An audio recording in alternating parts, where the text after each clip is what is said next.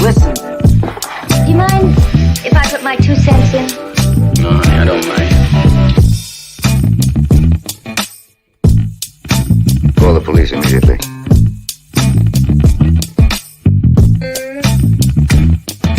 I don't get it. No idea what you're talking about.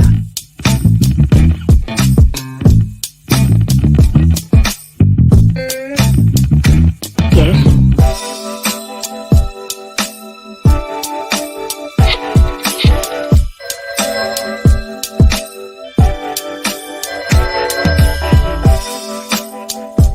Hello? Hi, stranger. I want ham and eggs and flapjacks with lots of butter and syrup and coffee. I'll take the coffee now. Why is it coming from that rain?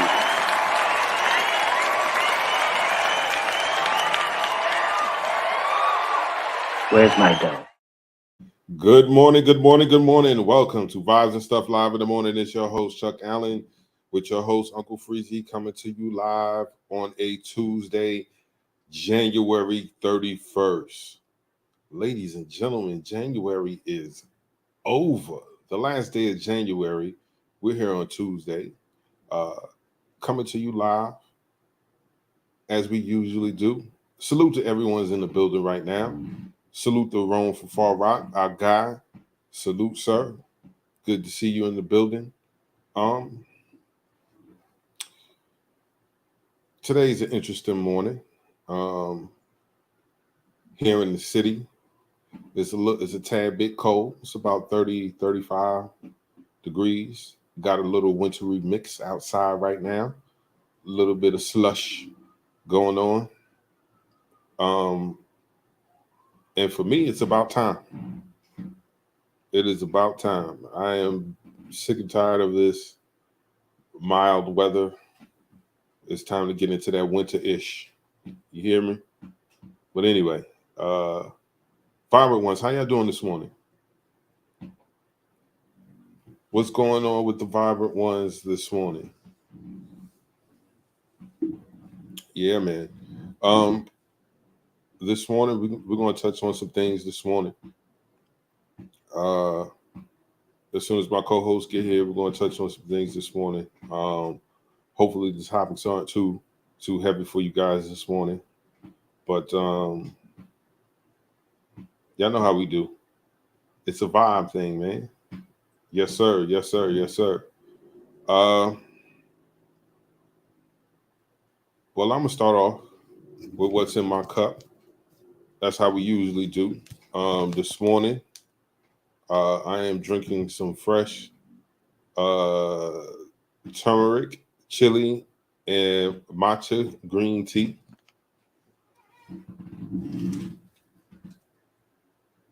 Getting up on that early this morning.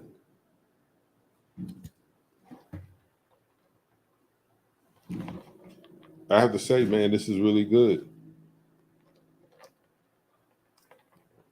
Yes, sir. Oh, GI, salute to the scholar that's in the building. The man that knows his fashion as well as his business. The ghetto intellect. Before we jump into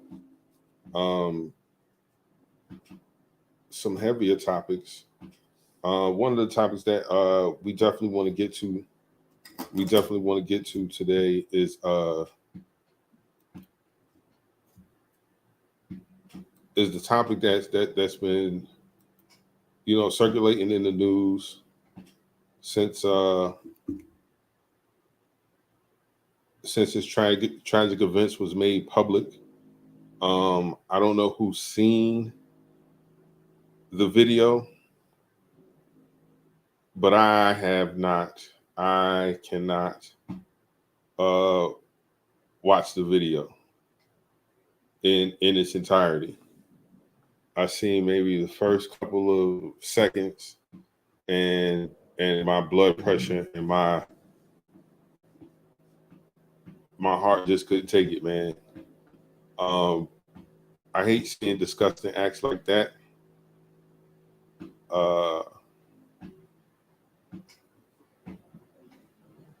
but in today's society, man, these things are becoming commonplace, and something has to be done, quick, fast, and in a hurry.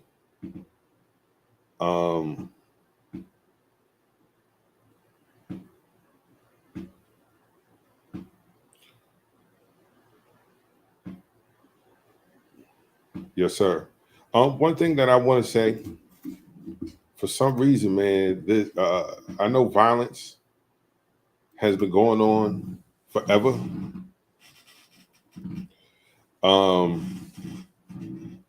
Violence in disproportionate communities, where jobs are scarce, where incomes are low.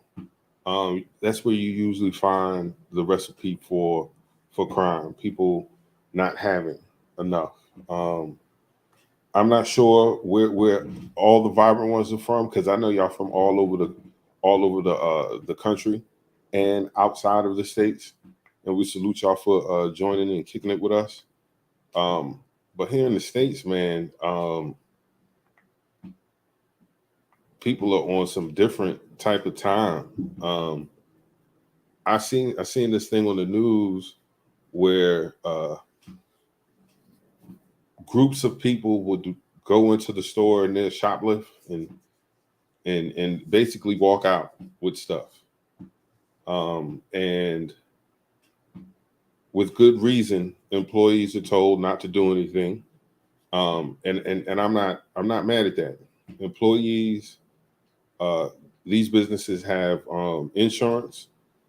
No need to put your life at risk for some items that could be, written off as losses and recouped.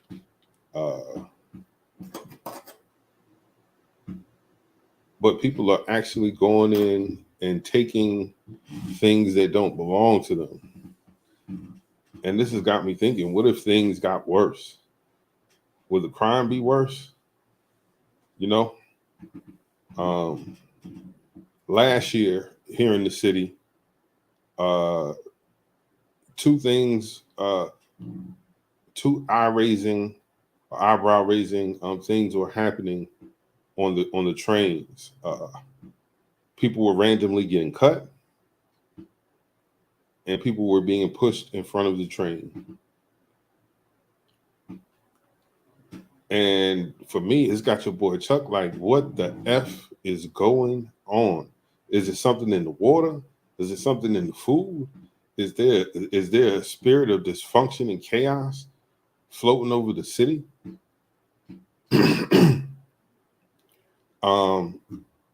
But then when you look at the news, it seems like these things are happening more and more everywhere. Right. Hey, Rome from Far Rock, man, I'm with you, man. I can't watch that either. Just like certain movies, period pieces dealing with slavery or Jim Crow or what the South was pre, during, and post civil rights movement, like that type of stuff. I can't stomach.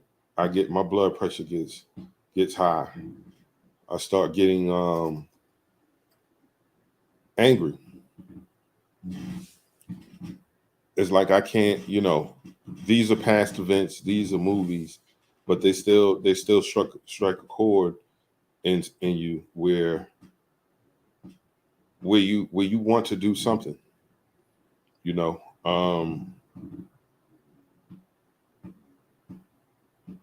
I know when it comes to police brutality, the counter argument I hear from others and some of our own people is that, well, if we're going to complain about police brutality, then we got to talk about, all of this black on black crime. How we kill each other with no remorse. We kill each other over the most foolish things.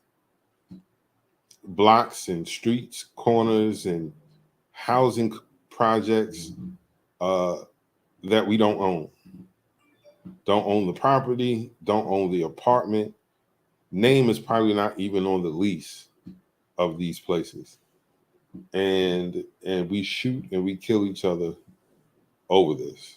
We shoot and kill each other over Instagram posts and Facebook posts and you know, because you made a TikTok video about some stuff. And I say this: none of these people that commit these heinous crimes swore an oath to protect and serve. And usually the culprits behind these crimes, if Taekwon shoots Jermaine and kills him, and it's on camera, Jermaine goes to jail. Even if it's not on camera. It is word of mouth is enough to convict him. And we give police officers the benefit of the doubt. You know, well, Chuck, it's not all cops. All cops aren't doing it. Well, damn it, when are those good cops are going to start holding these bad cops accountable? You know,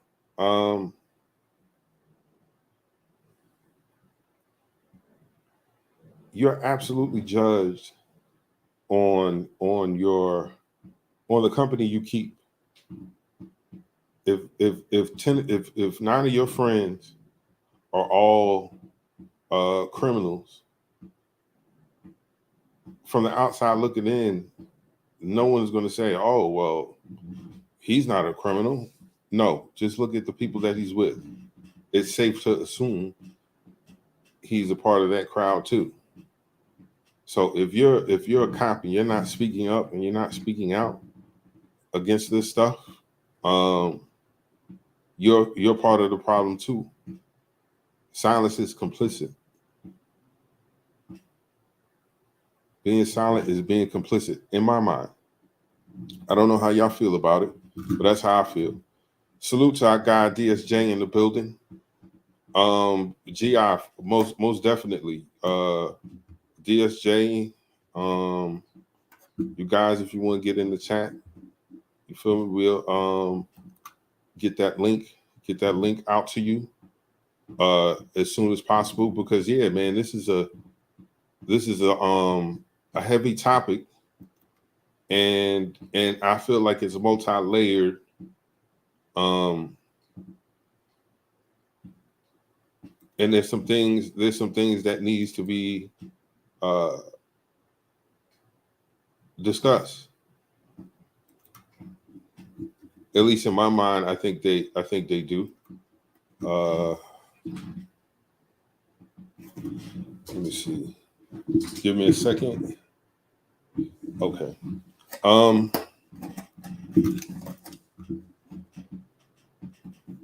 How many instances in the past? I'm just gonna go the past 4 years. How many instances in the past 4 years with police and citizens who think they have the authority of the police and black men and women? How many instances have had us scratching our heads like, how could this be? And I think it's too many. It's really too many to count. And I know the thing to do is to come together and light candles and pray and peacefully march through the streets until change comes. we've been doing that. We've been doing that for the past decade when it comes to police brutality, and each and every time the conversation comes up, there's something that we could have done. There's something that we should have done differently. There's something that had we just done those things the way society deems fit for us to do, we wouldn't be in the situation that we're in. And I call BS all day. I know that there's a system in place. For us to pretend like that system does not it's not real. It's a figment of Black people's imagination. Let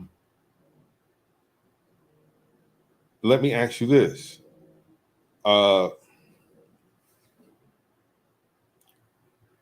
In similar cases where the officers are predominantly white, all of those officers get the benefit of the doubt. They are put on administrative leave or leave with pay until further investigations, right? But you notice with this particular case, these five officers were terminated immediately. Immediately. There was no questions. There was no, hey, we ain't got to wait till no video come out or videos released. These guys are gone, right? And on the surface, you'll say, oh wow, that was swift moving, swift thinking by the powers that be, right?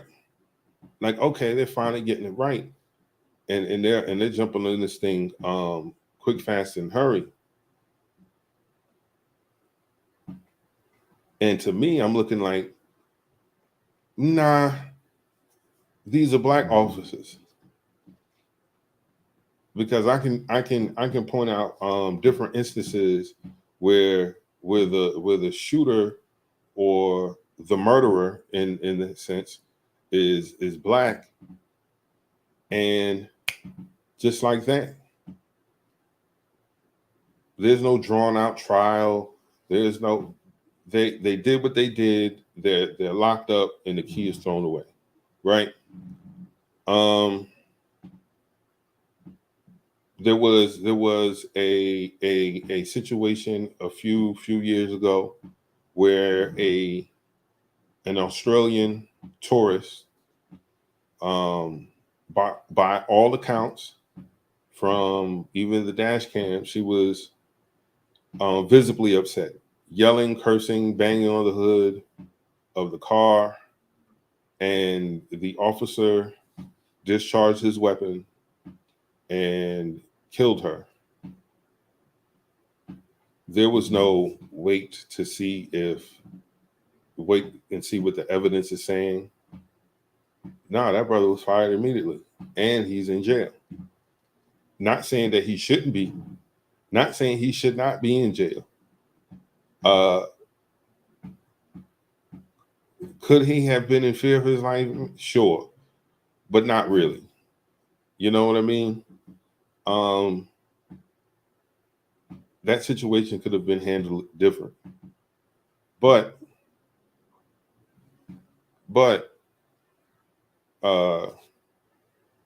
he chose deadly force, and now he has to pay for his consequences. Another incident. Let's go with Bokum John. I thought that whole situation was freaking disgusting. I thought the whole trial was disgusting. I thought the judge was disgusting. The witnesses disgusting. it was just one big nasty fest, if you ask me. We had a trial for some shit, pardon me, that should have never had to go to trial. It should have been just guilty and keep it moving. But I know everybody has to get their due justice. That's a part of the Constitution, the right to a speedy trial.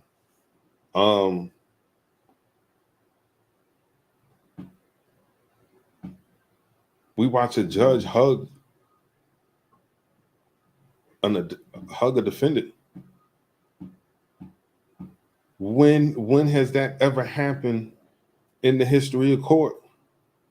Someone is convicted of murder, and the judge hugs them and gives them a Bible. Pardon Chuck for just for a second. What the fuck is we doing? Yo, forgiveness is one thing, but you as a judge have to be impartial. But here's the thing: there's this sick thing that's in the minds of some black people of white worship, and forgiving those who wouldn't forgive us. You know.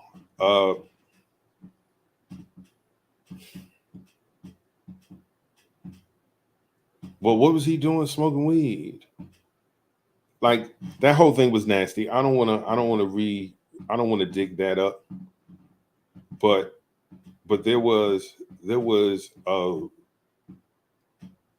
a sector of society where we don't know what happened.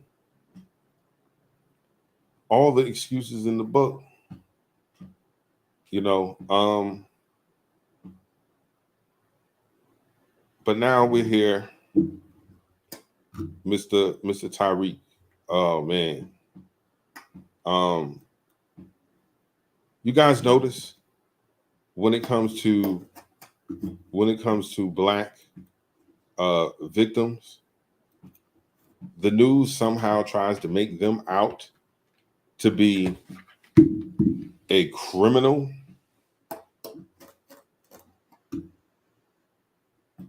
Everyone who has any type of run-ins with the law, if they are unfortunately killed or hurt by an officer, they dig up everything in their past, regardless of what it is. Could be a traffic ticket, could have gotten suspended in the 10th grade. Like it becomes public knowledge. And it puts in the mind, well, if they did that, then obviously, you know, the police had a right to shoot them. Like the scumbag that shot Philando Castile in the front seat of his car with his baby in the back because he smelled weed and there was a baby in the car. He didn't care about the baby's life, and he wouldn't care about the officer's life because he was smoking weed. Keep in mind, officers are there to preserve life, right? And you shoot him in the chest with that same child that you said he didn't care about. Obviously, you didn't care about the child back there either, because you shoot her father in the chest while she's in a car seat in the back. And there was a trial for that. Like, this guy was on administrative leave until pressure weeks later, these guys are fired, right? Or this guy was fired. Another non-black officer. To any law enforcement that may be listening right now, I'm not against you. We need police, but we need impartial, considerate, intelligent, emotionally stable police officers. There's so many levels that need to be checked. I personally believe that in these wrongful death cases, the families have to stop suing the cities in which this happened, right? Because nothing changes. The police still behave in the manner in which they behave. I think the solution, and I could be wrong, chat, y'all can let me know. I think you have to sue the police unions, because that's who keep these guys employed. That's when someone does. This is the organization that keeps people in their jobs. That's why when you have in certain industries where there is a union, the workers have such a disposition. I don't want to say it's negative or positive, but they have a disposition where the job and the consequences of the job don't really matter, because they're in the union, and whatever you do to them or think you're going to do to them, they have union lawyers that will fight their battle for them, right? And that's why you get people that just get transferred, move to a different division, given a different title, and some sort of slap on the wrist if they deem a slap on the wrist is what you need. To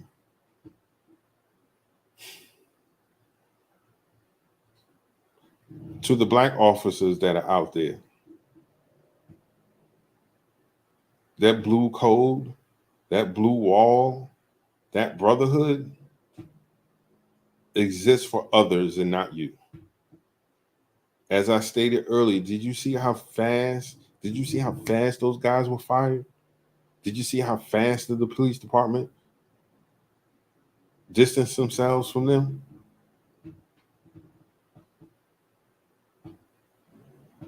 I know that's a lot. And I know y'all like, Chuck, you with this race thing. No.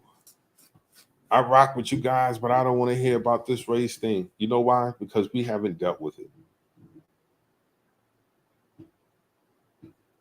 When we talk about it's uncomfortable, but that's what happens when you're having real conversation and you're trying to get to the gist of what's going on. You're trying to nip it in the bud. You're trying to stop it from happening.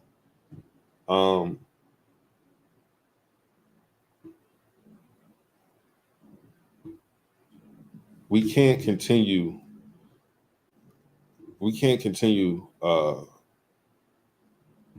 the way that we're going, black folks. Into the black people that aren't necessarily American, they weren't born here, or their parents are from some country, but you're my complexion and darker. The police don't care that you're from whatever country or continent that you may be from. To them, you are black, and they're going to treat you that way.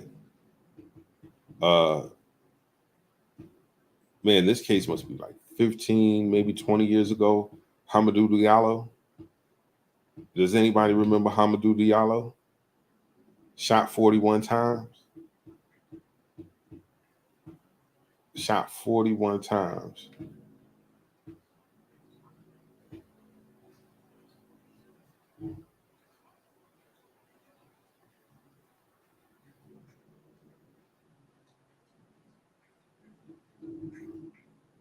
Okay. I'm wrong on the firing info.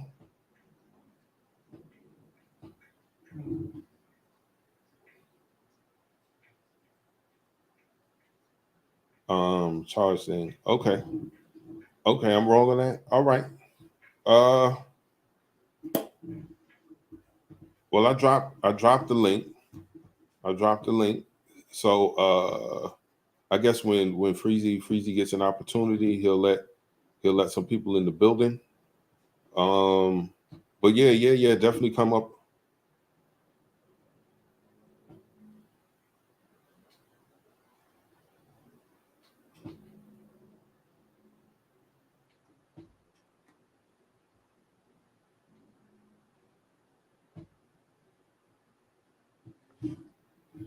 Okay.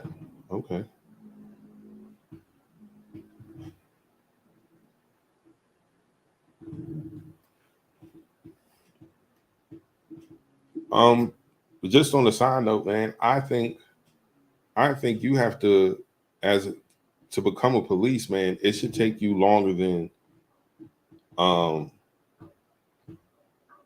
lot of time that you have to go to the academy. If I'm not mistaken, let me just fact check this.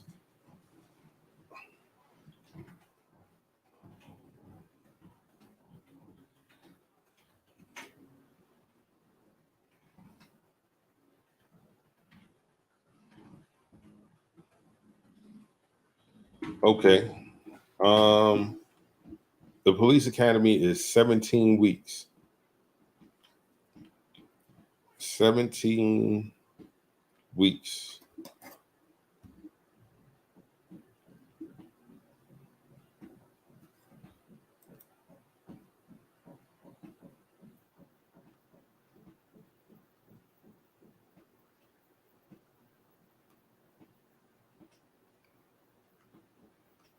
Okay.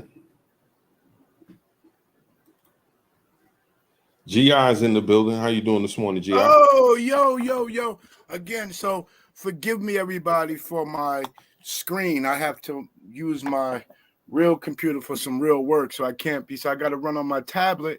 And for some reason with StreamYard, my tablet only looks out. I can't reverse the screen. But I said all that to say, yo, good morning. I'm so happy to be cooking here.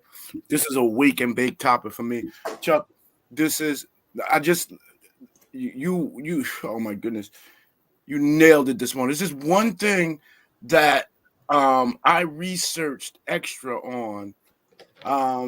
Yes, sir. Because good, bad, or indifferent, unfortunately, this case for the black intellectual takes an even weirder spin. Okay. Because 3 of the 5 members, 3 of the 5 African Americans, 3 of 5. Mm-hmm. It's very important for you to hear. 3 of 5. 3 of 5 were members of Omega Psi Phi Fraternity Incorporated. So you talk about they pledged the fraternity. They went to a college. They pledged the fraternity. I'm assuming they went to college. You could go grad chapter, but it's even worse if they are grad chapter. What the Qs would say, bras. So do you understand? I'm sitting here as a black intellectual. I'm a member of an organization. In fact, I sat in the room the other day and we got to talking about it a little bit. And I said, no, we're not doing that. Because if that was 3 sigmas and everybody was like, man, if it was 3, I said, then let's shut up, right? Because we were quick to use that as competition, say, man, them damn Qs, right? And then we caught ourselves quick because we're 50 plus years old. I said, could you imagine? It could easily have been 3 sigmas. Because we know what it's like when we're in a room and let's say there's 30 people in the room and 25 are members of my fraternity. I promise you, Chuck. I promise you.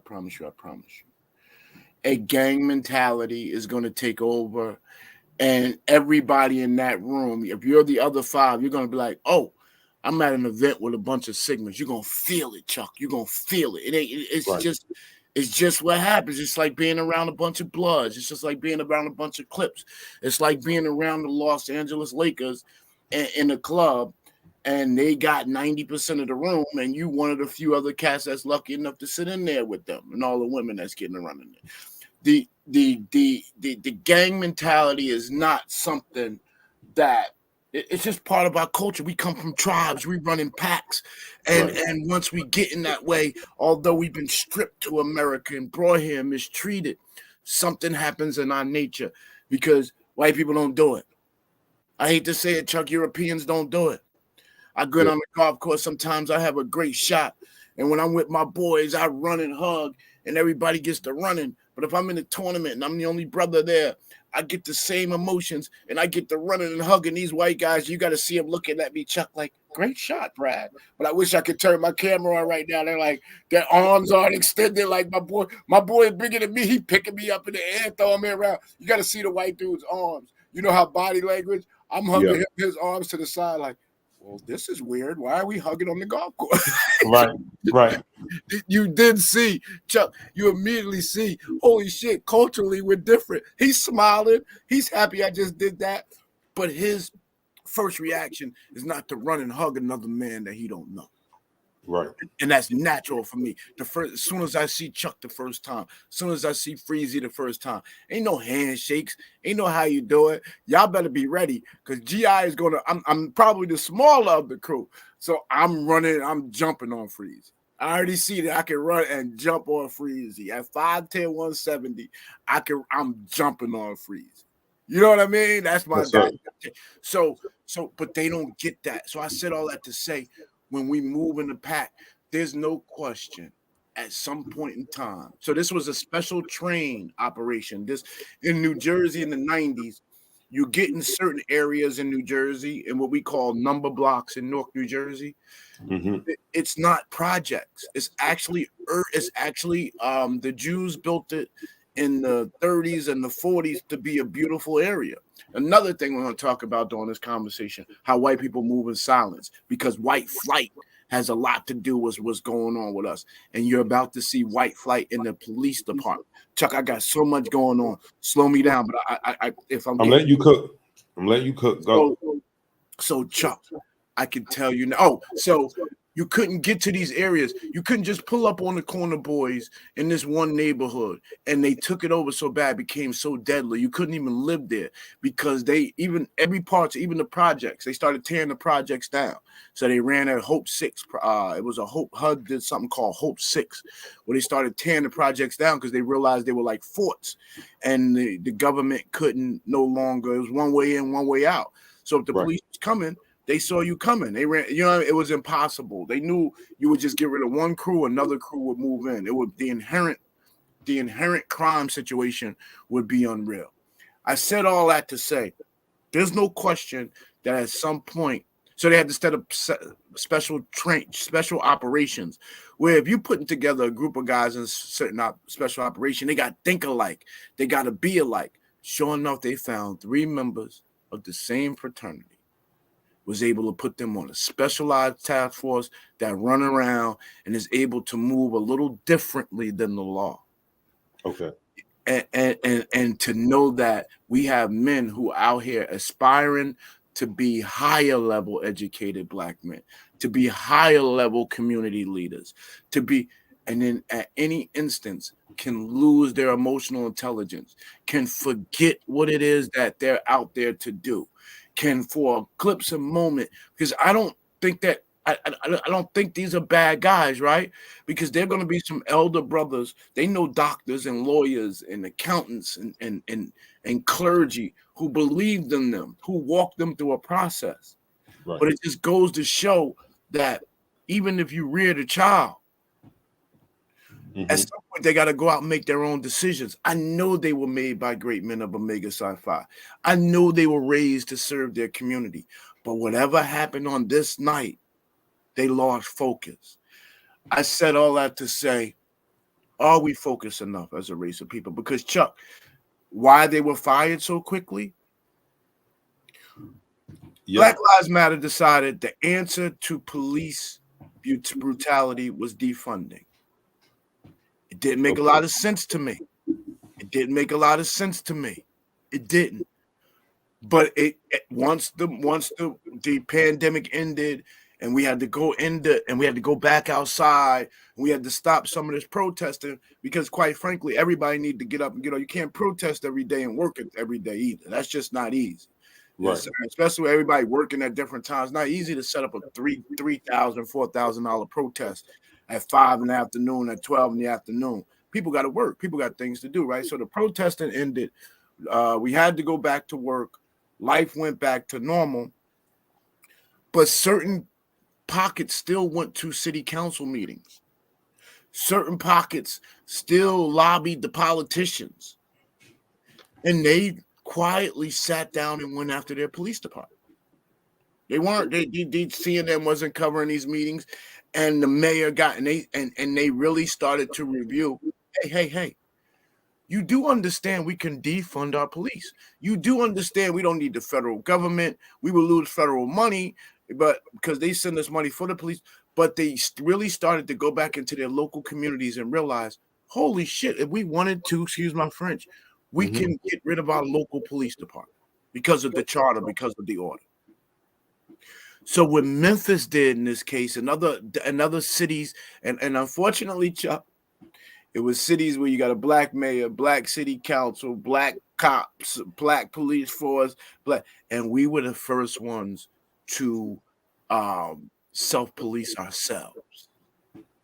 So we signed up. Some of these police departments said, okay, as the way to give back, we're gonna tear down this blue wall. Because the blue wall, you spoke of it this morning, the blue wall is real. And then you cap a couple of blue wall with rules and regulations and laws that protect them, giving them, well, they said if you're up against anything, and we look at the video and it looks bad, you're fired on the spot. Your police union, so the police unions had to sign up for this because guess what? The police unions are local unions. And if you get rid of the police department, then the police union doesn't get funded anymore. And if they're all black and everybody is agreeing to this, so they have given up all their rights and responsibilities as police officers. Guess who's no longer entering their force? Guess which race of people? Guess who's no longer going for those jobs, Chuck? Black people, right? No, white people. Black people now getting those jobs. Black people where they couldn't get police officer jobs in their community. The police in the inner city is going the route of the U.S. military. Okay. Right? Because once we started making these fake wars and sending real military people out to fake wars, and we coming home and we really know people, I was like, yeah, I was riding around Saudi Arabia. I ain't seen nobody, but sure enough, I had to look for IEDs. Our military force started chasing ghosts. That's who we became. We wasn't on combat field fighting the Germans, fighting the Russians. Now we started chasing ghosts for people who could care less whether they didn't care whether we were there or not. And the sanctity of the military, the prestige of the military is gone. The prestige of being a police officer is gone. So I believe it's going to get worse before it gets better. I don't believe you're going to get quality police officers that are emotionally intelligent. I hope this gets fixed, but we have this last, these cameras and all of this. We need them. We need it. But what we're seeing now is I don't know that there's police officers that's going to take pride. So yes, I'm happy. The likelihood, if I was 24 years old again, getting pulled over every 4 days, the way I used to get pulled over every 4 days, the likelihood of that happening today is not. But boy, I hope we don't really need some protection out here one day, Chuck. I just think we see these situations, but it's for sure these individuals now, if you work in a major city that has gone through defunding changes, rules and regulations to where they want to break down the blue wall. So, cops aren't protected for so long. And it's the right thing to do. You're going to see police officers getting fired very quickly. So this was the first time we seen it. And it threw us back a little bit because we saw the race of the people. The race of the police officer shouldn't matter. We should only see blue. We start saying black cop, blah, blah, blah. But then we know that the black cop 9 times out of 10, especially if he's a good cop and he's getting promoted through the ranks and the white boy's got his back, then he protects the blue wall, period. Right. You don't get to be a black man and pick the black community over the blue wall. You don't. So I don't look at, unfortunately, if you go into the law enforcement, the way I've reconciled it is, I don't look at you as a black cop. What hurt this time is I didn't care that they were black cops. It then turned out that they were black cops that's supposed to be from the quote unquote talented 10th of our people. And if our people are supposed to matter, this whole George Floyd thing spurred a movement called Black Lives Matter. But then this past week, we watched black men kill another black man in police uniforms.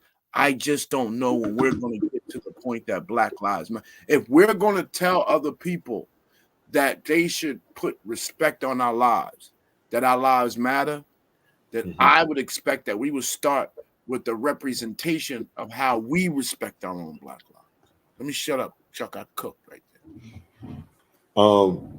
GI man, you said a lot, and I'm glad you were there to correct me, because I wasn't the only person with that train of thought that, okay, there are black cops and they were fired quickly, versus we seen instances where white cops were administrative leave and paid leave until the investigation.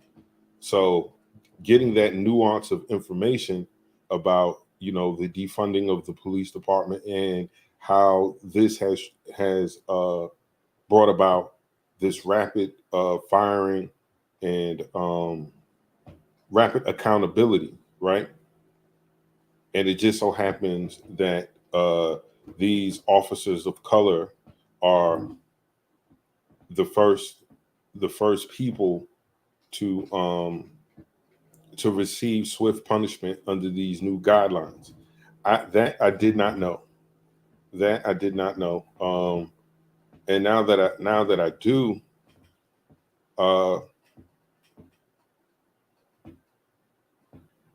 I think it's a good thing. I think it's a good thing. It looks bad on tape, then we gotta make a swift and concise decision. We have to act fast.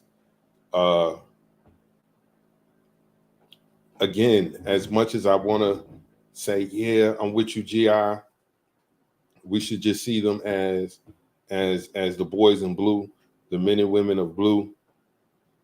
But like you said, man, finding out that these guys are part of a fraternity of upstanding black men,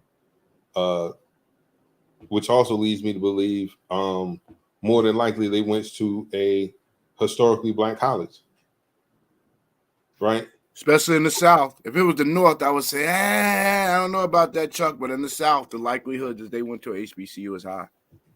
Right. And so now, you would think, and this may be wrong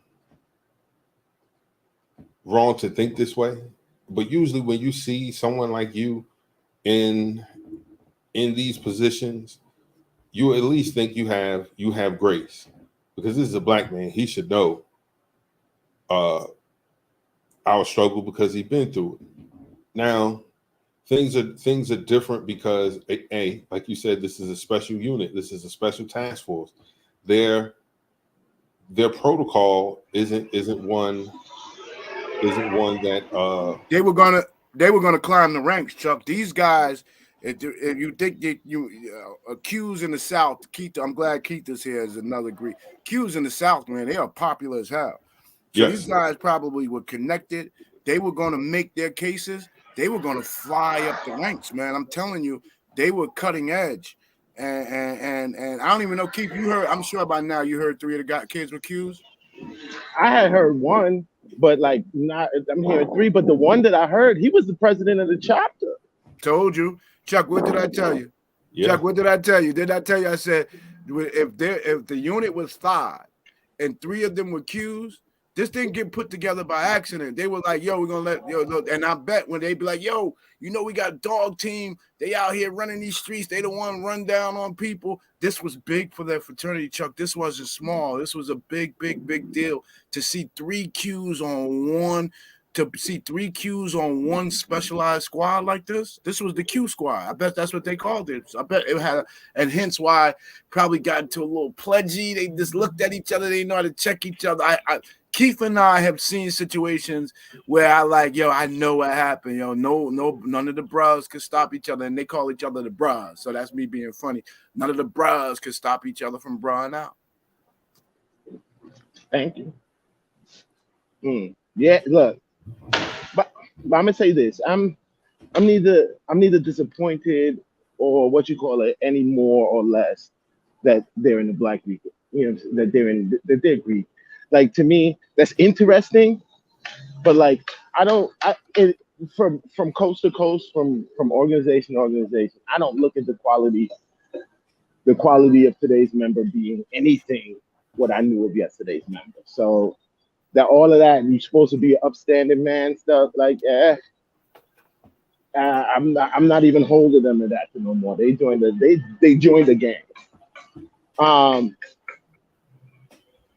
I see what you were saying. I only jumped on to talk about what it was you were saying about the policing, the white flight from policing. It nothing's going to change about the actual style of and modus operandi of the police mechanism, which is necessary in society, but like the underlying mechanism of how it runs, it's not going to change whether it's black, white, Latino, New York City, 80s, 90s.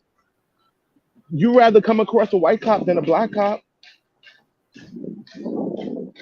Black cops were the worst white cops. Yeah. In the hood, the worst white cops. Like they uphold the white supremacy. Like it was like they had something to prove to their white coworkers. Like these things is real. I watched that beating on video, and I've seen similar with my own eyes, on my own people. So I don't think it's as simple as like, oh, it's gonna be white flight and then there's gonna be chaos from the, because even the Blue Lives Matter people, Derek Chauvin, they took up for Derek Chauvin. You think they're gonna take up for these cops? They're gonna be ghosts, nowhere to be found. Color still plays a very, very big factor, and they're gonna these police are gonna realize that them being emissaries of white supremacy and self-destruction is not gonna pay off like they thought it would. Okay. I got a question from the chat. Shout out to Marquise Seville Walker, our guy from Boston. He says, "Do you suggest black people get licensed to carry?" Yeah, but that doesn't solve the problem. No, yeah, that's not. I mean, I think you should. When you say license to carry, I don't. When you say carry, I think everybody should protect their home how you're comfortable protecting. Yeah, that's. When you say carry, do I think the answer is for everybody to be running around with a gun on their hip? No. Like protect yourself, but that particular doesn't solve the problem. That's what we already said. Mental health is at a point where we can't control it. Then you can't even control your own child's mental health. You can't even protect them for their own mental health. So if mental health is the real reason everything's happening, even though it's a little crux to me, I shouldn't say a crux. It's a little BS to me. Because yes, I have some mental issues growing up, but my mom was like, I got to manage this boy then. That means I can't let him get too far away. If I don't hear him for an hour or two, where's he at? Because I know he has a propensity to get in trouble. So, Brad, you don't leave from here for 3 hours. Well, Mom, but we have to feel. You tell them, you know what? It's been 3 hours. I got to come home because I don't want to know that you're just 5 hours engaged in something you ain't got no business doing. So you will at least come check back here. Now, if I see you at the cool, I'll be like, all right, I see you. You good. But she never let me just go for 6-7 hours at a time, at a rip, and not say, what is he doing for those 6-7 hours? He comes from a background where he has friends he can get in trouble with. Responsibility was home. Too many times kids leave. I was like, yo, when's the last time you seen your mother? Well, blah, blah, blah. These are good 14-year-old kids. I'm like, nah, your mother don't know when things change for you. She don't know the minute somebody came to you and said, yo, I give you $20,000, take this trip. You sitting here, you ain't doing nothing. She needs to know that. Your parents, when you're at a certain age, they need to be able to protect you. But if you let your child just get out and go, and you don't keep your eyes on them, which is why now Freezy asked us a question when we resorted to the whole other way now. Now we don't let our kids go outside. We gave them video games. We own bigger homes than what we grew up in. So now they got places and they comfortable. So now Freezy is saying, but now they don't join nothing, Brad. They're not in clubs. They're not playing sports. They're not playing Pop Warner. So it's a flip side. Man, the fact of the matter is, we had a conversation a few weeks ago that ties right into this, though, GI. Dude, the society we live in is increasingly not set up. Like the situation you're describing takes somebody at home to maintain that. Even in successful families with two successful parents, like who's home to administer those every 3 hours? Who's home to do that? We got to start facing the facts. Like, yo, like we pushing against a wall. Like it's like the three of us is discussing this thing, but like and everything sounds cool. This is what we're supposed to do. This is what and then all of us got to hang up and go to work. Yeah, like it's not like how that all that you're talking about, and it's like piece of the puzzle. Like we're talking about this piece, we're talking about that piece, but they all all in a pattern, like not designed right now for that thing that you to be administered, the kind of parenting that was administered to us. And it's not going back in the bottle. And this is not even people who are struggling. You're talking about like, oh, family, one person's a doctor, the other person's a lawyer. These are real Black families now. We're actually finding some success, and not just Black families. These are just families in general. This is the makeup of America. Like this is our society. Like if you're able-bodied, you work. Like that whole like taking care of kids thing and this, that, and the other. If you're making so much money, you pay somebody else to do that. That's right. If you're not making enough money, that means that you work in multiple jobs. Both of y'all working, both parents out the house. So it don't like who's raising the kids, and it don't even matter until we have these conversations. Nobody even thinking about it until we have these conversations. Why? Because it's not the highest priority. The highest priority is that chicken, that dollar, chicken. Like yo, like that chicken, that life. I call it life fuel. That life fuel. So I think. Keith just segued me to what I wanted to say earlier, and I got sidetracked. The fact of the matter is, I believe we know race, creed, we know race, gender. All of these are social constructs, right? Even though gender is a little more than a social construct, but so I think, Chuck, the answer is we have to stop tracing these social constructs, and we have to start teaching our people how to. That's what's difficult. That's what's difficult because comfort is the enemy of change, and this is a very comfortable society. Don't mistake me when I'm saying this for downing anyone's plight, but even poverty in this country is different than poverty in other countries. Amen.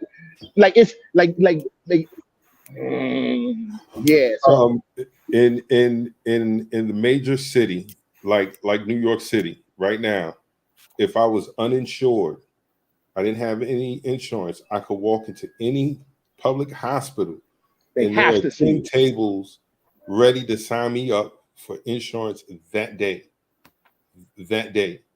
You can't do that in rural South. Where my grandmother lives, the nearest hospital is 28 miles away, right? And if you don't have insurance, you'll be in the waiting room forever. There have been people to die in Orangeburg County waiting area, waiting to be seen because they don't have insurance, right? In third world country, there are no SNAP programs.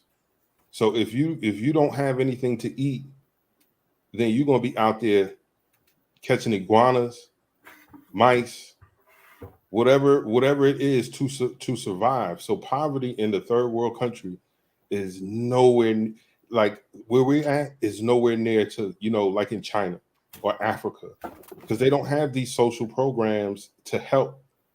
It's literally every man for himself. So in America, we have to understand we are privileged. It seems hard until you go somewhere else. That's why when you have foreigners coming from different countries here, they look around like, yo, I wish I would have had these programs. That's why they take advantage of them. As They black take people, advantage of them. as black people, we're way too familiar with America. We Yep, need to yep, back up with our yep. familiarity. Stop making it seem like this is our country. We got to start acting like we're foreign to this land and start hustling it. It's the entitlement. The entitlement is what has us mentally and socially bound. If we push off that entitlement and start fighting for individually what we need, a place at the table. Forget giving me a hug and a soft feel and speaking to me when you see me. Don't ever speak to me when you see me. Just make sure that I can make the same money that everybody else can make if I'm equally talented. And we demand those things. Now I understand what King's mind was, and that's why he got killed, because he's about to say, okay, now I got us a seat at the table. All right, you know what? Stop all this soft feelings, y'all. Stop all of this. You need a hug. Stop all of this. You want to march and nah. Marching takes away from getting in that business office and making some money. I think that's where he was going. That's why they killed him. Martin didn't get. If you think about it, Martin didn't get killed.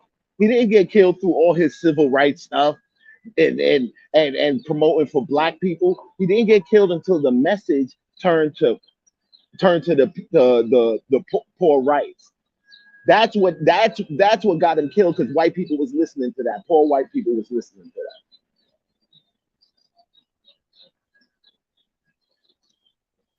Yeah, we got to, but if you I gotta understand, like the powers that be know really what capitalism takes, and for our upper echelon to be so strong, there has to be a very, very large slave base in order for the top of the pyramid to actually subside how they do. Well, I mean, Marquise Walker, that's the first time I've ever seen him. So it lets me know your channel. That's a great stuff. That means people are finding this channel. And he just hit on, well, that's what we've been talking about.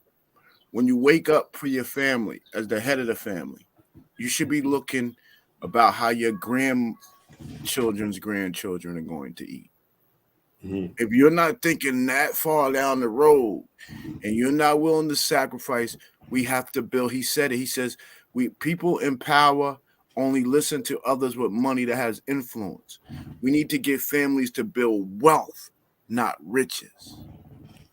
Then you'll say, yo, the Leak family.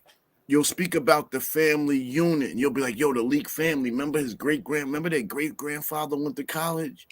And then they'll be like, so he's saying you won't have to look at individuals. You'll have a whole unit of influence. We have to start generating family names. We're calling on too many individuals. We should be able to be talking about the career. Where's Michael Jordan's kids? Where's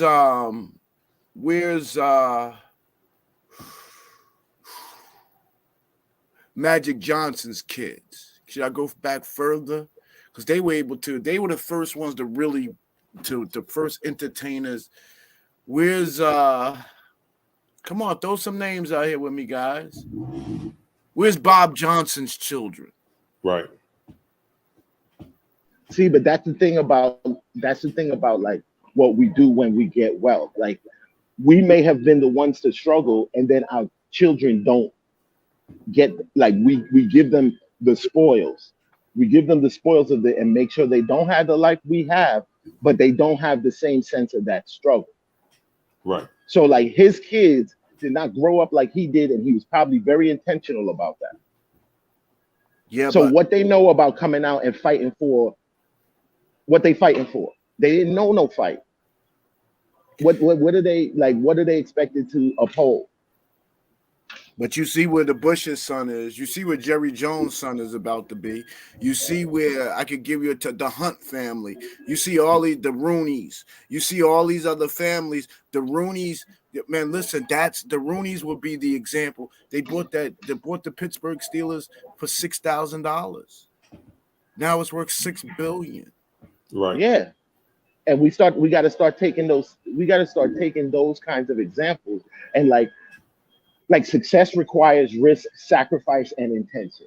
Like, we need to start intentionally trying to build our next generation. I see in the chats a large mention about life insurance. That's a big one. That is a big one. If you can afford to actually save some money, and when I say life insurance is a thing that's not just about your death. You can use like certain types of life insurance and borrow against Well, you could this, get, that, and the other. you could get You know what I'm living saying? trusts. You could get living trusts that are tied to life insurance and assets, but you have to be willing to The not. sacrifice. You Yes, have to be because if willing you're to going to pay for a sacrifice. living trust today, my boy, I got a young man thinking like this, and he's 30-something years old. He's having his first child.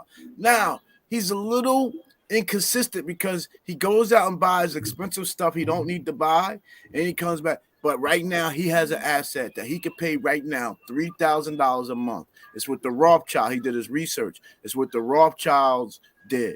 He would have to pay $3,000 a month. If he started it now, he would end up with probably $1 million life insurance policy, and then he would be able to add more children on. But he'd have to start paying $3,000 now, and his family would probably have to continue to do that for another 50 years. And guess what? Their family will never look back again in life. They will have enough money to go and buy city blocks. But $3,000 a month for 50 years is a lot. No black people aren't willing to make that sacrifice. And I don't know that he's willing to make that. And this is what I mentioned in another conversation we were having, I think at a show after the other one, is the fact that we got to get out of survival mode.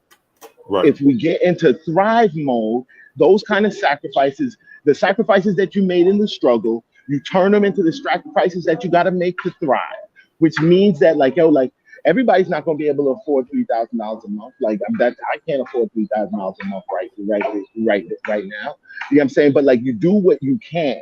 You look at thriving the same way you looked at the struggle. And how do we transfer that energy and that idea into the thriving? Because these things are out there. They're not. There's those of us who know about about financial planning and this, that, and the other, and we've always looked at those things as oh, I don't got the extra money. Okay, now we not we're not in the midst of the jungle struggling. What do we do now? And you also have to thrive. You also have to pick. Wait, I just want to add this one thing. I'm sorry. In light of the conversation we were having just prior to this one, if you can afford, or I should say, you should make it your business to afford to add international travel to your children's education. That will be that will probably be the best part of any educational curriculum that they get in terms of understanding the world as they get older. I wish that I started traveling earlier. I wish I would have. See why you, my man? Because that gives me the perfect segue to say not only to make sure that their college experience is completely full. I mean, you rip down the career services department, you rip down the student activity. And listen, if your kid's an athlete, even better. But if not, you make sure that they don't sit in that dorm. You make sure that they get fully involved. And by getting fully involved, they're then going to be asked to go and represent the university. Because if you get asked to go overseas, you're not just representing yourself and your family overseas. They know that you came from XY University. And man, do they got some good students. So everybody's a win-win. But let me tell you what you cannot do. And this is about to hurt a lot of parents' feelings. And I'm glad I got out the financial aid game because it hurt me. The financial aid game, for the year and a half I did it, lets me know that these people, our family, our people are so far, we're hustling so far backwards. I love us, man. I love us people, but I got to be real to us. I can't sugarcoat anymore. In 89, I was a first generation college student, didn't know how to fill out the FAFSA. In 89, now my children laugh at a FAFSA. They like, don't give me that. My dad ain't applying. But here, I know how to do a couple things. Come here, give me that FAFSA thing. My kids knew what a FAFSA was.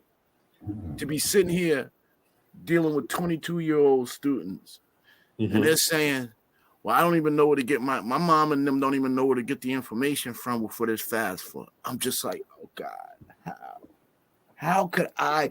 So then I feel like my life, I wasn't a sacrifice to the community. I taught, but nobody. What do you mean? In '89, we would crack had already destroyed our communities in '89. Heroin had already destroyed us. We saw the worst our communities were going to see clearly in 2022. Clearly in 2022, our people, and you come from, you're like my cousin. You're like, my uncle, my aunt, like. What do you mean? And you didn't even know I work here. You run into me here, but I live right around the corner. I'm still in the hood. We're running around. We're faking it till we make it. We're faking it till we make it. We're not looking at our next door neighbors and say, how'd that kid go to college? Let me go down there and talk to that mother. And there's nobody that would be more willing to talk to you than a black person that was able to send their kids to school. A black person that sent, they know, especially they got a fancy scholarship. They know, they show up on that campus. They know, oh my God, we're the black babies. Is my baby going to be okay here? There's not a mother that took their kid to school, to a predominantly white school and said, oh God, this don't look like where they come from. You immediately get there. You yourself, the parents start wearing clothes they ain't wear before to drop the kid off to school. Every education, high level education. So I mean, just how are these skill sets not transitioning?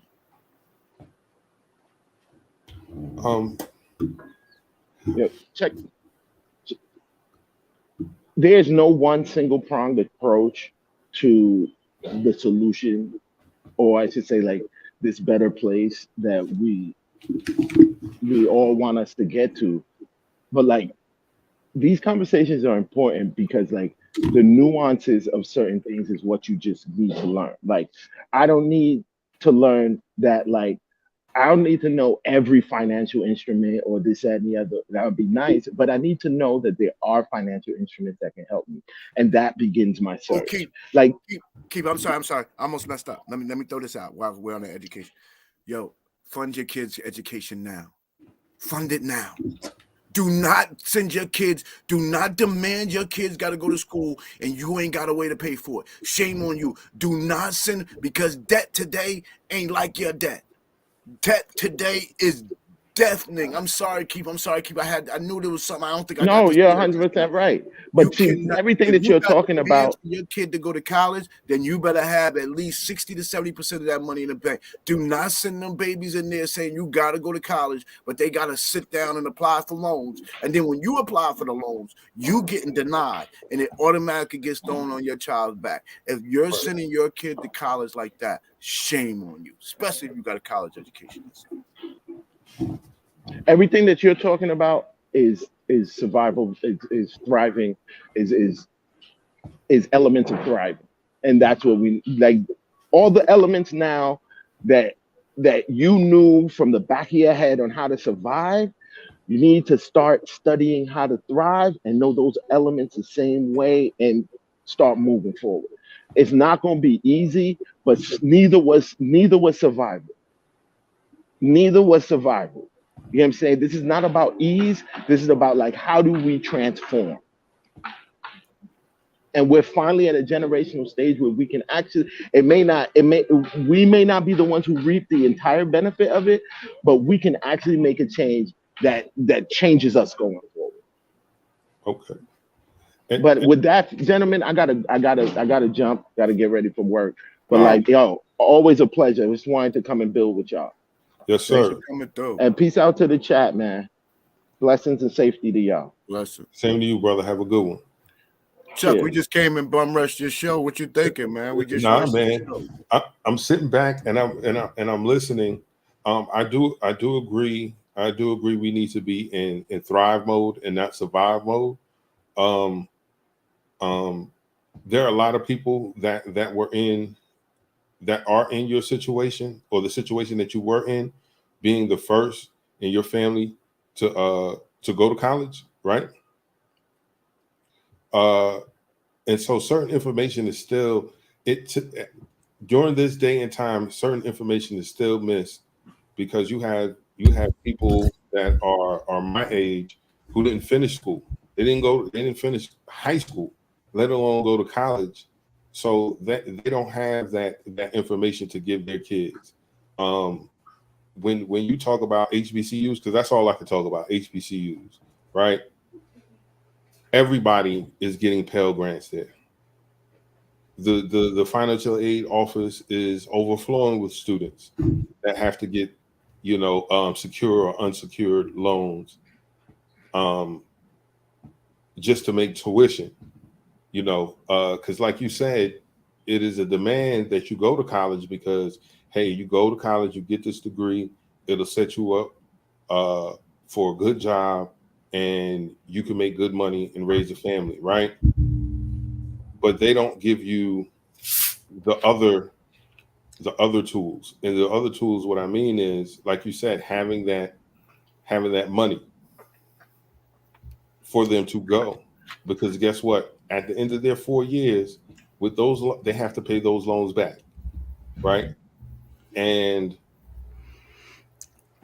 you know what the loans are for? You know what the loans are for? 70% of the student debt that somebody from the middle to lower class is carrying today is because they wanted to sleep in the dorm. Yes. So it's not the education cost. There has always been enough money in financial aid. You go all the way back to the probably 71, 72 when they had the last kind of Equal Rights Act, and that changed to the states. I know it changed to the state of New Jersey. We ended up with what's called an Educational Opportunity Fund, which dictated which was a major affirmative action program, which I went to college off of and got a degree off of. Right, very successful program. There's always been enough money to where if you're middle class, and middle class number now is if you're a single mom, $65,000 or less in the state of New Jersey, your kid can go to college for free. But that is the cost of sitting in the classroom. Yes. Everybody wants to be in the dorms, though. Nobody is mature enough to tell their student, we can't afford the dorm, and you're not going into debt for the dorm. So then they go into the dorm because we feel like we're not going to college if we don't sleep in the dorm. Forget the knowledge that we obtain. I can say I can promise you, send me to college all over again. I can become an equally good accountant, whether I did it from sitting from this where I'm sitting right now talking to you, or in the dorm with Big Shirley at the footstep, knowing what was going to go down later on once I was done doing a little bit of studying. It was more about going to the dorm and hanging with Big Shirley than it was about my accounting. Now, I was blessed to do both, and I ran some track in there too, but everybody's not mature enough for that. So when they say college isn't for everyone, that's not true. The fact of going to the dorms and being mature enough to get up in the morning, wash your butt, and go to class, that became the deterrent more than it was learn the books once you got it. I agree. Them. Hey, Gia. Holy smokes, Uncle Freezy. What the How you doing happened this morning? I just saw a text message from you. And Chuck, I got it. You got to get on this chick because it's not fair. You don't even see it coming, but you're such a cool cat, man. You don't understand. Oh, he laid back, man. It's energy flowing at you, and you don't even know it. We've been writing bars. We done text. So I know Chuck was like, damn, G.I. came in hot. Man, we've been brewing since about 5:30 this morning. It's just something happens, and we just send a text message. I didn't even know Keith didn't know the dude. 3 dudes was Qs. I was kind of keeping it to myself too, because my mentor is a Q, and he's in fact, everywhere I go. In fact, my mentor makes me become more Phi Beta Sigma because he's 74 years old. He funds my travel for all the golf tournaments that I'm able to participate in. I only got to pay the green fee. He pays my flight and my hotel. Right. Because he believes I can win. He's basically my sponsorship, right? Right. Everywhere I go with him, he has an Omega Psi Phi hat on. Right. So then everybody goes Q, and then they see him, and as my mentor, that I gotta say, no, I'm a Sigma. So I'm gonna start wearing a hat, so I don't have to keep saying that I'm a Sigma. I have a Sigma.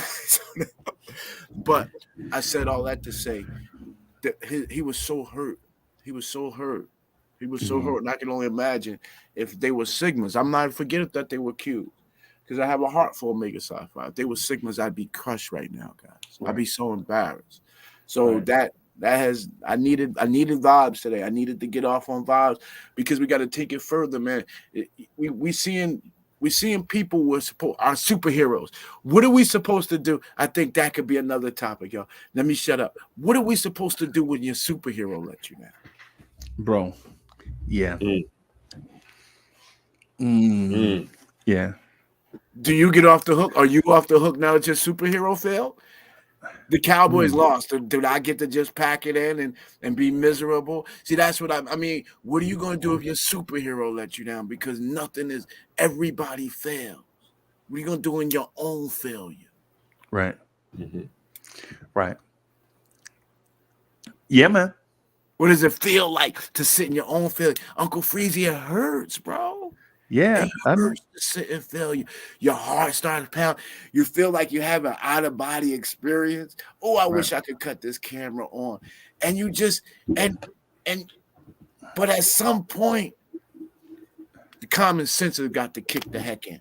If you call yourself an alpha male and you say you're a male and because you ain't won every fight, you've been knocked down. Uncle Freezy, you told me about the fights you won late in the round. You didn't think you was gonna win it if it wasn't for your corner. It wasn't for your corner saying you could do this, Freezy. If you just would duck the right, you could win. You can't win if you don't duck the right. A lot of losses. Right? A lot of losses. Would have left. He's gonna be like, "Whoa, it's a different fight."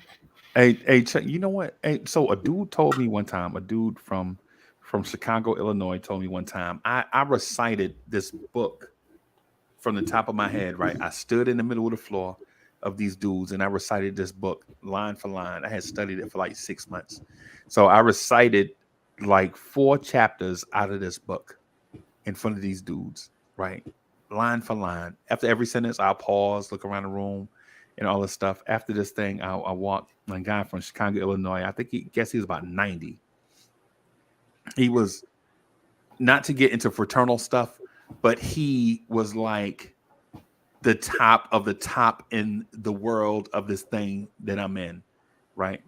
And so he stopped me. He was like, "Hey, did you got cue cards?" I was like, "No, man, I committed this thing to memory." Right? And he was like, "No, you did not." I was like, "Yes, I read this thing for 6 months. I understand it. How I know where this thing is going is because I understand what the author was trying to say." So I said all this stuff. And so and this is to what GI is saying about like the heroes of the thing, right? He said, excuse me. And basically what he said was, "Man, I've been trying to get them to do that forever. And they keep letting me down, so to speak." Right. And so he was like, "Man, just keep doing what you're doing, supporting." Took my phone, put his number in it. Right. Recently he passed away, man. You know, dudes don't live forever. But the point that he was making is, bro, listen, sometimes your heroes are going to let you down, but you have to understand that they're still human. Right. Sometimes your heroes are going to let you down, but you have to understand that they are human and they have their own vulnerabilities. That's what makes them a hero, right? And not God. They are not perfect. You know what I'm saying? So when you look at them, you have to look at them for what they are. Like, they're your heroes because they have gone through certain things and maybe failed on some things, but have risen from that to keep on keeping on. And I don't know if y'all know this or not, but old people like to say that.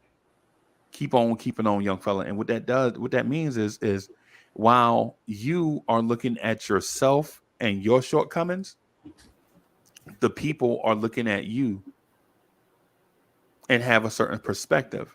That's why the out-of-body experience thing, like that we mentioned sometimes, the out-of-body experience, all it is perspective. You leave one way, and then you take a step back and look at it from another perspective.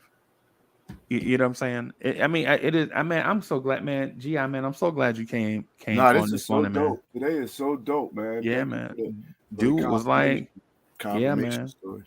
Hey, so I missed part because I had a Chuck. What happened is I had a telephone call early in the Yes, sir. morning. So I wanted to be here for the. I hate that I missed Free Keith. I saw Oh my Free Keith God, we was animated. cooking this morning. We just Yeah. bum rushed Chuck. I feel so bad for Chuck, but Chuck is just so cool. So he'd be like, "Oh yeah, okay, I see what y'all saying with this." He'll add his perspective, but he's such a good host, man. The passion be flowing through the keyboard. He just lets us cook, brother. We just got to cook it. Hey, so what are we thinking ultimately, man? Is this systemic, or is this rogue? And you know what? Inherent. It's right? Inherent, you can't get rid of, right? Only thing you can do with inherent is mitigate. Inherent is nothing you can do. So it's inherent. We're playing. We got to accept it for what it is, in my opinion, right? Okay. Because I'm still grabbing onto my faith. Remember, at the end of the day, Lord Jesus Christ is the answer. All of this stuff that we're trying to figure out, the Lord doesn't have us to figure out. All He says is honor thee, go about your business, raise that family, take care of your neighbor, and go about your business. So unless you have a higher calling, He got that higher calling on you. But the fact of the matter is, if we will all start with being better husbands, better brothers, better sisters, better sons, better neighbors, right? Their immediate circle, and we all push that out, then we'd be better. Right. But what we're saying is, now we're talking about mental health. We're giving people excuses. We don't put the Lord first, so we're playing a game that we know is not going to end. The answer is we got to go and get paper, Freezy. The only way to liberation in America is money. That's the only way you can get people to not look down on you. That's the only way you can get people. Now, you're going to have other problems, and you got to be intelligent with it, but at least you want to stop feeling like a third world citizen in what you call yours. I think we need to stop acting so familiar with America. And because when you get familiar with something, you get entitled. I think any African American that walks around America feeling entitled is in for a rude awakening. Because how you going to feel entitled in a system that's built against you? It's cultural suicide, and that's what we have done. We said we built this country on our backs. We deserve this. While we were screaming these things, America, quote unquote, air quotes, was building a system that made sure the things that we openly complained about did not come to fruition. Right. I think it's a double.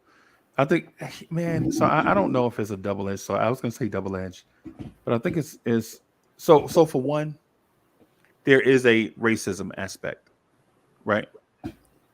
And two, there is a mainstream aspect, and sometimes the lines get blurred, right? Like for instance, in the state of Florida, you can't learn real history because there is a mainstream history being pushed, right? I don't think it's a mainstream history. I think it's racist, right? But it's disguised as mainstream.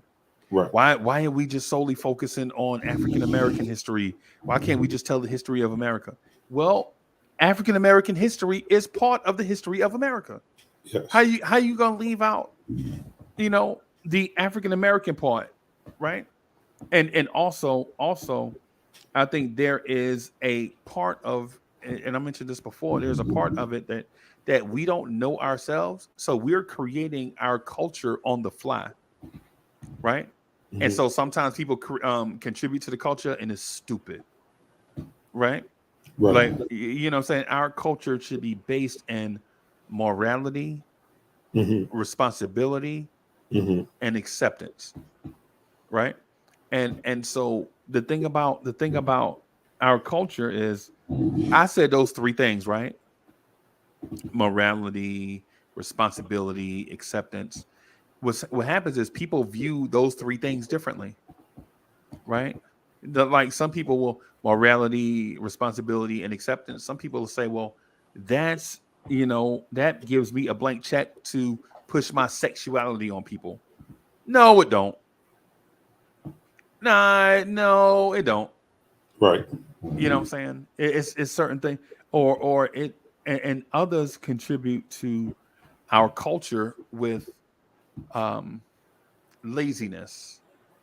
Like I don't want to work. I think the man should pay for my existence.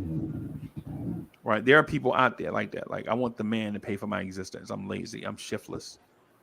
And when people when you call them lazy and shiftless, they get upset. But they are. You know what I'm saying? Like there are some people like are able-bodied people that don't want to do anything except have the world brought to them. Right? Like they have King's disease and they are not even royalty. How do you have King's disease and you're not royalty? The thing about King's disease is this. And in order to be a king, you or your family has to have gone through something in order for you to attain that lofty residence, right?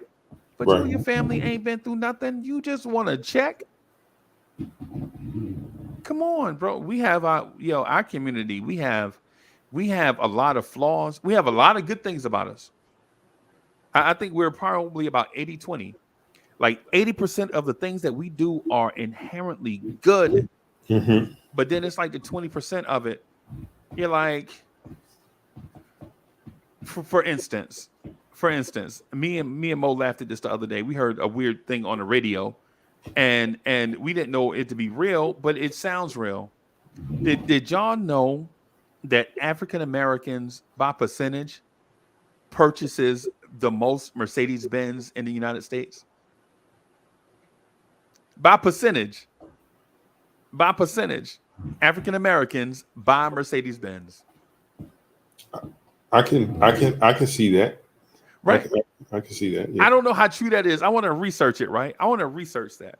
And I say that as a dude that owns Mercedes-Benzes. Right? So I'm like, right. When I heard it, I'm like, Am I appealing to a certain vanity, or did I buy this car to show the world that I have worth? Right? But I should have self-worth. I shouldn't need somebody to tell me I'm worth something. But that's how society. That's how the propaganda is pushed on us. That in order for you to be the man or show people that you've accumulated things is by the house, the car, the clothes that you show them. One thing that I know about where I grew up, the faking it till you make it, broke people stay broke trying to impress other broke people. Right. Like, this is a high school homecoming. We 1 year removed from high school, and you showing up with an S550, bro. Why? Because you want everyone to believe that you've gone to wherever you went, and you're successful in a year of being removed from high school, right? But then a week later, that car is on the back of a flatbed being repossessed, being hauled back to Columbia. Yes. Yes. Heading right back to Two Notch Road. Yes. Right. Yep. We take pride in spending our money foolishly. I want to find it because I don't want to misquote the thing that I read, but to paraphrase, during slavery, during the slave era, or the end of the slave era, going into the Reconstruction, when a sharecropper would get money, the first thing they would do is put new wheels on their wagons. Yeah. Even if the wagon didn't need new wheels, they would put the new wheels on them to show that they had money. And what we need to do is actually have money, because money talks and BS walks. When our community is seen as an equal, from a financial standpoint. Like we saw the Asian hate bill get passed in less than a month. Yeah. And that's because the Asian community came and they showed, hey, we have the funds, we have our money. What are you going to do for us? And it was like, oh, y'all got the money? Well, come on down and get some justice, get some protection. Yeah. And I think GI is right. That's where we need to be. We need to accumulate wealth and build up our family names, so that our names would be as influential as the Brofmans or the Kennedys or the Hiltons or someone like that, the Kraft family. Well, because those are the people for one thing, build up whose name, right? So for one, we need to establish be abundantly clear, right? Mm-hmm. Is your last name actually your family's last name? Right. Okay. Right. Okay. You know what I'm saying? The thing is, we've been stripped of stuff, so we don't necessarily know. You know what I'm saying? Like if your name is Jacobson or Jackson or Richardson or something like that, you have to get or Thompson. You have to think about is that your family's last name? Or is your family's last name Nigerian? Ain't none of these our family except Freezy is the closest. You got the closest to the real McCoy. Yeah, right. because my ancestor said a man is born free. That's what he said. He changed our last name to Free on the spot. Period. That's what he did. Now, I'm not saying he was a saint, because ultimately he is not the one that I would say was the most responsible, but his ideals were in the right place. Like he was my ancestor was the runaway slave that was like, if Massa messed around and took a leak, he was gone. Kunta. He said Kunta. Yeah. He said that's all they can do is cut your feet off, boy, and you stop running. I'm gonna crawl out of here. Yeah. I go with my upper body, torso only. I pick up my head and run with my head only. That's how the Freezy Yeah, he was, but he wasn't what you call the smartest, because he loved women and liquor and a good time, so he would run away and get caught like that afternoon drunk at the river. You know what I'm saying? Because he liked liquor. You know what I'm saying? He liked women.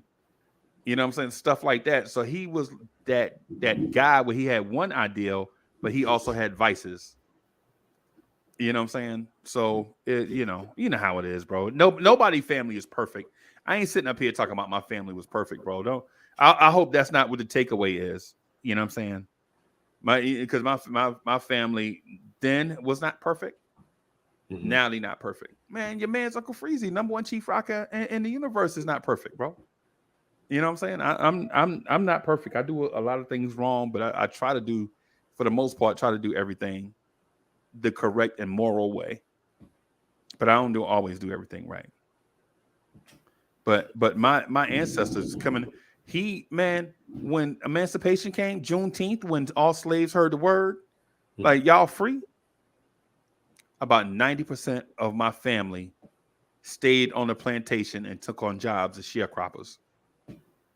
Only 10% of my family left. Only 10% of my family, about 10%. It might be less than that. It might be like 5%. Because they didn't want to brave the whole new world out there away from the plantation, because it was like 7-8 generations grew up on that strip of land. And now y'all see that same mindset in big cities where 3, 4, 5 generations grow up in the same building, and they don't want to expand from that building because that's all they know. Right. Can I ask a question? I think it's on the same lines of the conversation that we're having.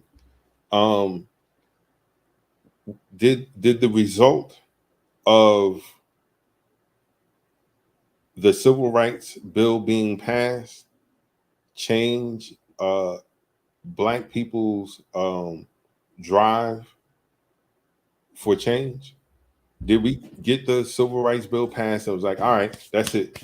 We don't have to do anything else. This is it. We're set.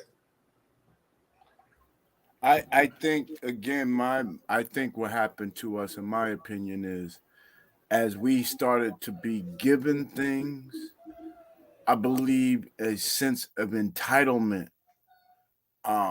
generated. And I believe then we stopped that natural ability to hunt, to go after what you need, to not wait for things to come to you. Things started showing up at your front door. And so then we learn that we accept that. Because I think mental health, I believe now I think that's where I am for the rest of my life. We now understand that the mind can be trained to do things, great things, and the mind can be trained to do bad things. Absolutely. And the mind can be damaged. So you give a whole generation of people, like I remember growing up, it really was a thing. Like I don't, and then today my children don't know anything about it.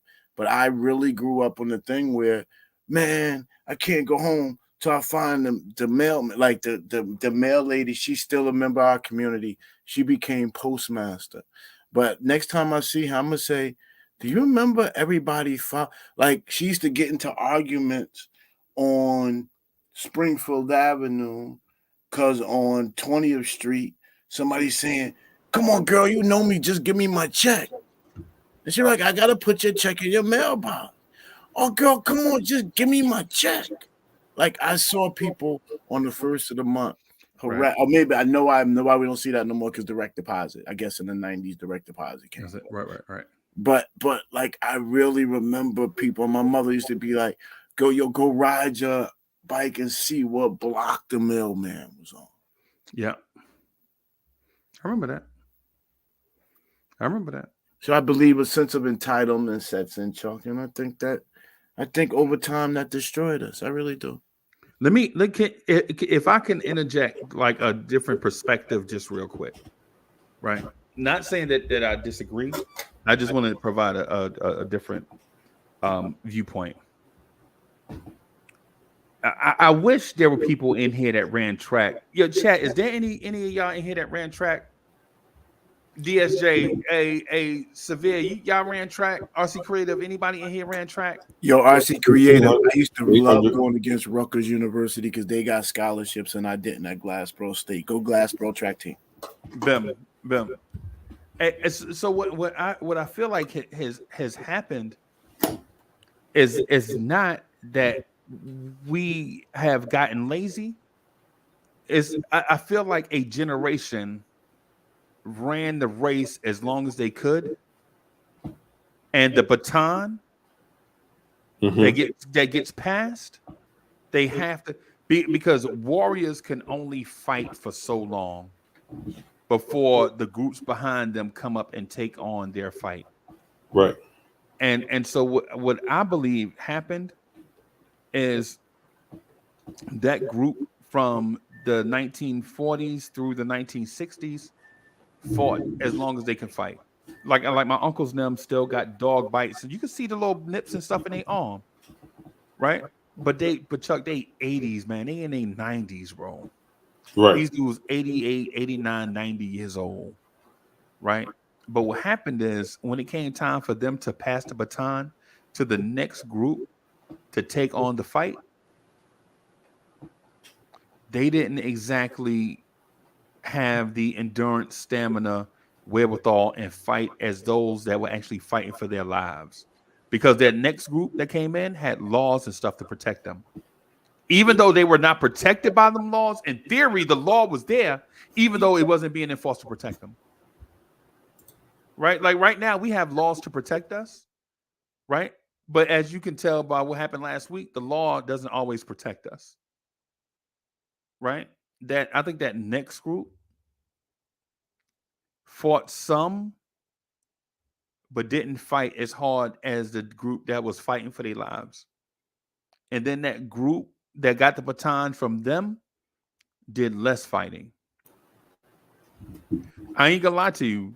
I ain't gonna lie. My personal experience with activism is when there is no tragedy, there is no fight. Right? Like if, for instance, I signed up to be in this group. I ain't gonna say the name, but I signed up for it. It's what everybody, you gotta sign up for it because they protect you. They'll be there, they'll have your back if the police do something crazy. And so I went to a meeting. I was like, before I sign up, I'm gonna go to this meeting. And the leader of that group, immediately, as soon as I saw him, I was like, I ain't doing this. Because he was young and he was soft. When he was talking, he was sucking his teeth. He didn't present he didn't present the Dr. King image to me. Right? He looked weak. Right? So when I walked in, I was like, I'm supposed to be following that. He was like, I wish y'all would just grab y'all seats. You know what I'm saying? All this talking and stuff. We got a meeting. We only got like 45 minutes. All that stuff. I was like, yeah. And this is the 90s. I'm like, I'm supposed to be following that? You don't even present a strong leadership image. Right. How'd you get this? And I asked her, how did you get elected? He was like, I wanted to vote. And it's like, you want to, how many people voted? I asked, and he had an attitude. I was like, how many people voted? And finally, he just came around. He's like, if you don't want to be here, I was like, listen, that's not what I asked you. I asked you a specific question. How many people voted? And he's like, I can't remember. And Chuck, it was like in the election, it was like only 40 people voted and 30 of them were friends. So I'm saying the baton is constantly being passed to those that I don't know. So basically what I'm getting at is I don't know if we have strong leadership at every level like we used to have when we used to be fighting for our lives. And I don't have nothing against people, lifestyles, or all that stuff. My issue was that this person didn't look like a strong leader, somebody I could follow. And mind you, I come from a military background where leadership is always strong, right? It's militaristic where if your leader was weak, they was gonna replace him. If you recognize your leader was weak, so did the first sergeant and platoon and company commander, right? And they was gonna replace him if he was weak, right? And so my deal is I think we have a lot of that going on. You know what I'm saying? It's let's say, for instance, my uncles and them that used to protest, they go out there and protest. They go out there, get off from work. They'll work their job, and they'll take shifts protesting, right? For 3 hours. They get off at 5 o'clock. They go downtown, protest from 5:30 to either 8:30 or when it got dark, and hurry and got in the house. Because they know at night, their life was in danger. You know what I'm saying? Their life was in danger during the daytime, but at night, definitely. Now, I don't know if you have that same strong leadership throughout. For one reason why I doubt it is because mass incarceration is real. Right.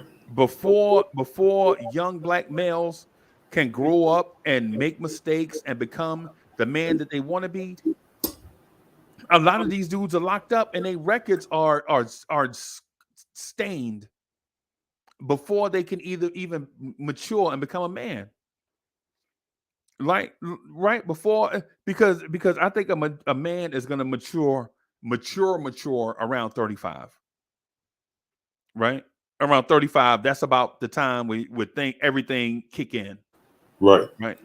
You know what I'm saying? Because even though you could be responsible, doesn't necessarily you're going to be absolutely mature. About 35, you know what I'm saying? You done lived long enough, you done worked long enough.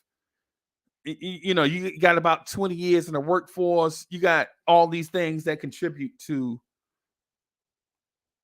maturity. You know, seen enough, been through enough, right? I don't know if these young people have that same. And to be quite honest with you, I say no, and I challenge young people to come here and debate me on it. Debate me on this topic. Young people's motivation is civic responsibility, or for the ladies buying these dumb pocketbooks, or for the dudes buying video games and Jordans. What's more important to you, civic responsibility or pocketbooks? What's more important to you, civic responsibility or cars? Because you already know. Hey, Chuck, you ever heard of H. Rap Brown?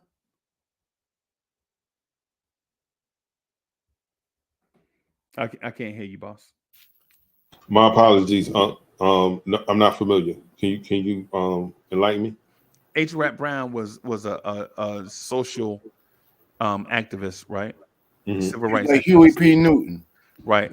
And you know what he said? He said, no matter what kind of house you live in, no matter what kind of job you got, no matter what kind of car you drive, when them people over there see you, they see an N-word. Right? Now, I know that some things have changed. I know some things have changed, bro. I know some things have changed, and I know that's strong language, but that's how he felt back then.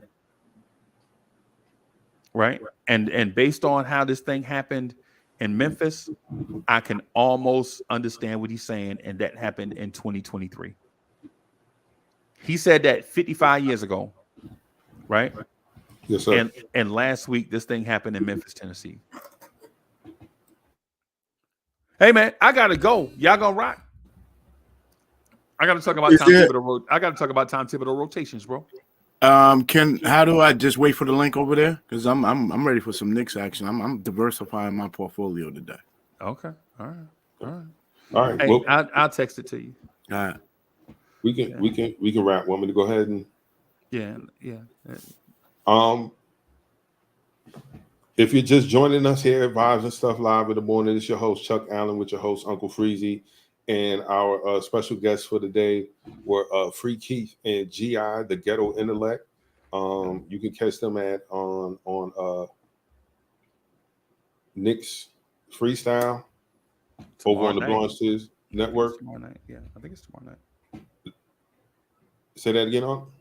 I think it's tomorrow night, unless we have a game tomorrow night. I think we might have a game tomorrow night. Okay. But definitely check them out. Everybody that came through on the chat, man, we appreciate y'all coming through, having a great conversation, much needed conversation. If it's your first time, man, make sure you hit that like and subscribe. We'll be back here tomorrow, same time, about 8:30ish, and we're gonna come with some more hard-hitting topics that we can sink our teeth in. More fire. Yeah, more fire. Until then, y'all. Peace. All right, y'all. Peace, y'all.